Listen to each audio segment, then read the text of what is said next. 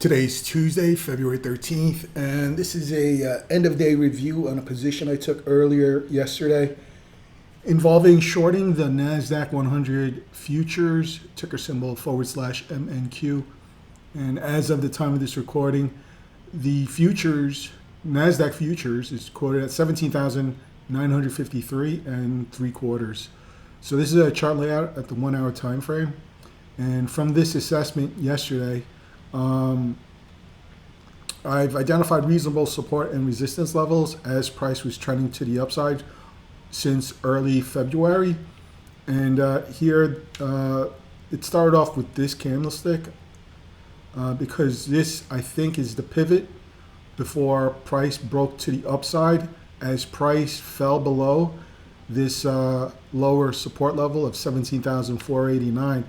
And then this candlestick led to the ultimate break to the upside with continuation to the point that price hit a high yesterday morning at 18,121. So from my perspective, it appears that the current market structure relative to the current spot price, which appears to be trying to break back above the upper support resistance level of 17,953. Whether it gets successful or not, we might not know until heading into the stock market open later this morning.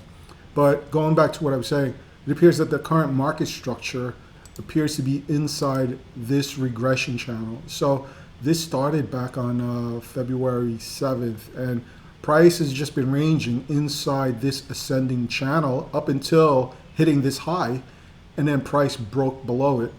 Not only did it break below two support levels, the first being this bottom purple band, which is also acting as support as price is trending to the upside, but also fell below the 17,953 support level, for which it's trying to break back above it. So heading into or after price hit this high yesterday morning, I took a short position. I figured, you know what, prices already ran up pretty much for the past 2 weeks with conviction. So here, when price started trending inside this ascending channel, so here's a series of touch points. So I thought this was the first touch point. The second touch point was right here. And then when hitting this high, even though it didn't really touch the top resistance level, the top purple band, I took a short because at that point I was like, maybe it's going to start showing weakness or exhaustion, and price was going to possibly come down, retest this lower purple support level. So I took a short yesterday involving option contracts. I didn't short the actual futures, but I shorted with the expiration date for February 14th, which is the close of tomorrow, Wednesday's trading session. And relative to the spot price, I selected 18,000. And as a buyer of option contracts and bearish, I picked up puts.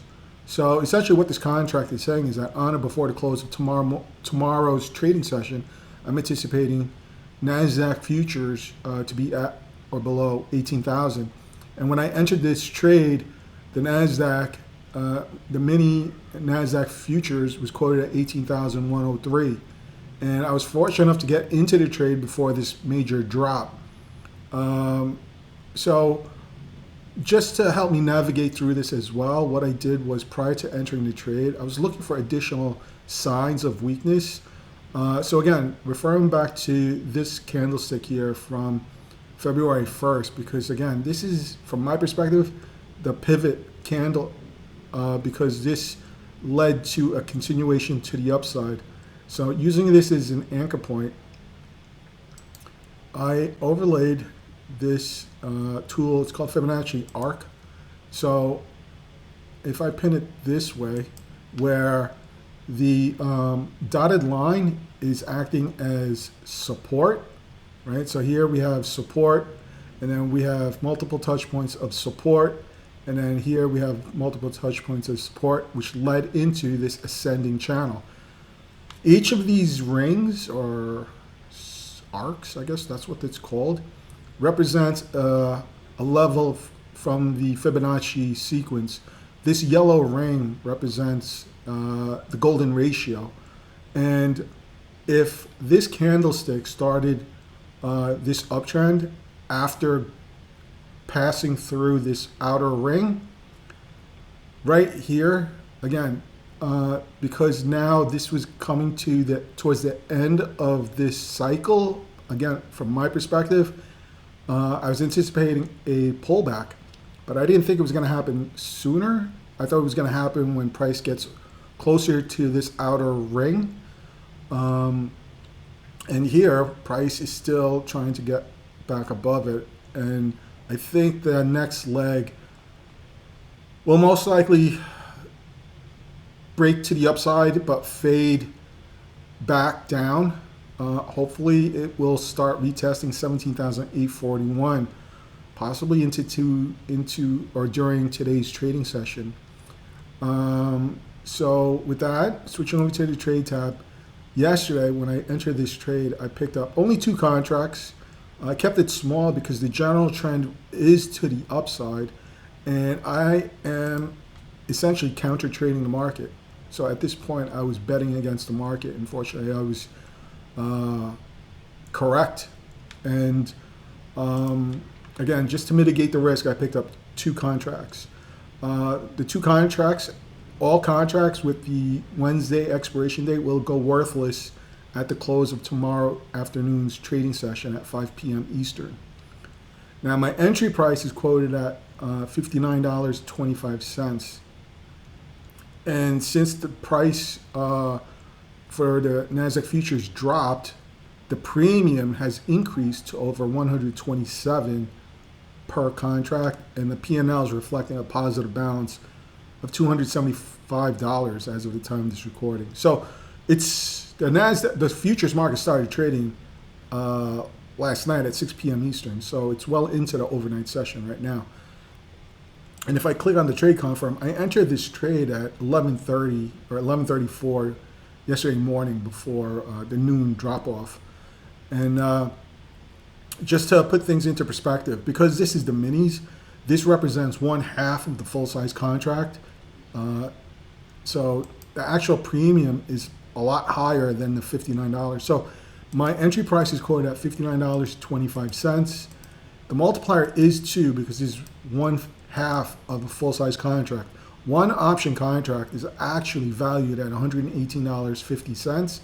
I picked up 2 contracts, not including commission. At risk is $237 up until tomorrow, at tomorrow's close. Now, if the trade quickly goes against me and the premium drops to 0, my max loss is $237, which is essentially 1 times more than what the actual P&L is showing right now. So far so good. Hopefully we'll see a further continuation to the downside heading into tomorrow morning's opening bell at 9:30. And we're starting to see this new candlestick is starting to turn red. Hopefully that's a clear rejection. So what I'll do is, for the purpose of time, I will pause it here. I'll pick it up heading into the market bell at 9:30. So it's been a few hours since the initial status check. The stock market will be opening in a little over an hour for now, but there is market data that is being released in 3 minutes. So I thought I'd do a head start on a quick update. So as of the time of this recording, the NASDAQ 100 futures is down 116 handles during the overnight session, and its current spot price is 17,847. So right now, price is literally at the cusp of crossing below the next support level of 17,841. We can see that the candlestick is right here. It's green and it's crossing the last outer ring. I'm anticipating now that if the news is negative, then there is that probability that price could drop even lower. I'm looking at 17,665 as the next landing spot for the NASDAQ if the news is negative.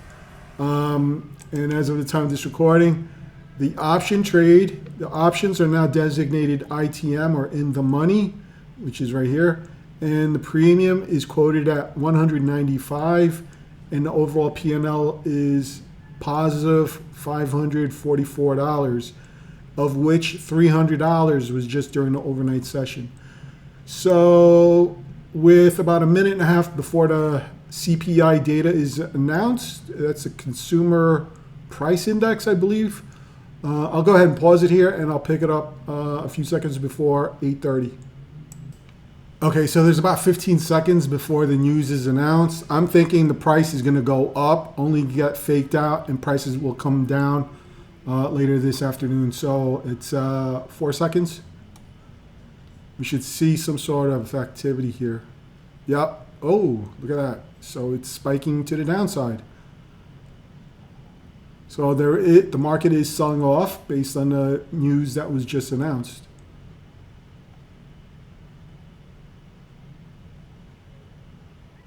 I'd like to see price break below 17,665. Okay, so there's a bit of a rally. I'd like to see continuation. I'd like to see a spike to the downside.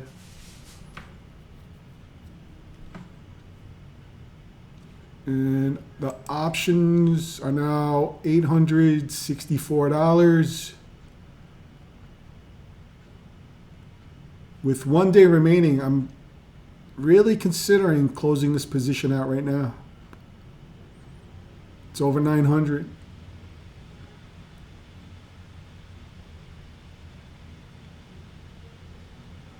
$935. So the NASDAQ is selling off. It's currently quoted 17,739. So it's clearly below.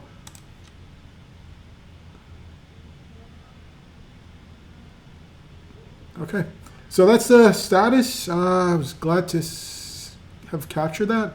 I'll go ahead and pause it again, and I'll do a status check later today, if anything, during the overnight session for Wednesday, January 14th, which will be later tonight at 6 p.m. Eastern. So it's been a few minutes. So we can see here that price did pierce below the 17,665 support level. I am considering now to closing this position out. I'm going to place a limit order to close this out at a specific price. And considering the fact that I was able to get into the trade before this break to the downside occurred, and also for the fact that price has fallen below 3 support levels, I don't want to press my luck and hoping that price goes any lower. I think price may just consolidate here heading into today's trading session. So what I'll do is switching over to the trade tab. The trade is now up a little over $1,000, and the option premium is quoted at 314 and change. So it's still fluctuating. So I'm going to go ahead and place an order in to do that, I'll go ahead and jump onto the option chart for my specific option contracts. So this is the option chart to my option contracts as shown by the ticker. This is involving Wednesday's expiration with the $18,000 strike price. The premium is quoted at $325. So if I open up Active Trader, going back to the ticker, it says net position +2. So this is specific to my contracts. So I'm going to go ahead and close this position out. So here's the P&L. This is where the price is right now. So that's pegged to $325, which equates to $1,063 intake profit. So if I don't even want to scroll all the way down to get to my entry price, but what I'm going to do is I'm going to try and close this out at $350 right here. I'm going to place an order to close it out here, which is pegged to a profit potential of $1,162 net gain. So I'll go ahead and place that right there. So there's my order. It's sitting there, just waiting to get filled if or when price does break above the option premium price of $350. So I'll switch back to the NASDAQ 100 chart. So here's my open order to close out the trade if or when price could just break down just a little bit more, which is approximately 17,650. So if I could just get price to drop down just a little bit, then I think this price level would be a reasonable area for price to bounce. But I'm still bearish. I'm still thinking that this is just day one. So I'm thinking this could last maybe through this Friday. But in any case, these contracts expires tomorrow. So I'll go ahead and pause it again, and I'll pick it up if or when price does close me out.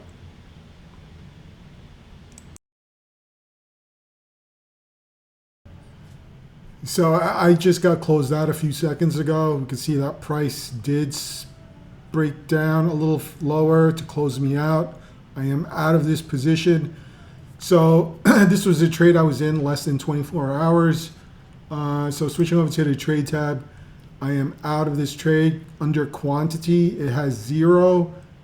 I don't have any positions holding for this specific futures. And switching over to the option chart.